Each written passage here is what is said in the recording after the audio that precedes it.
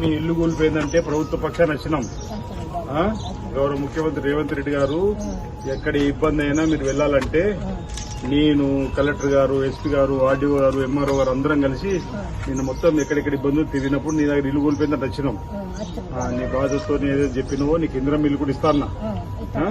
ఈరోజు మళ్ళీ ప్రభుత్వం తెలవంగానే కలెక్టర్ గారు ప్రభుత్వానికి 50,000 రూపాయలు మంజూరు చేసి పంపించింది. ఈ 50 రూపాయలు చెక్ నీకు త్వరలోనే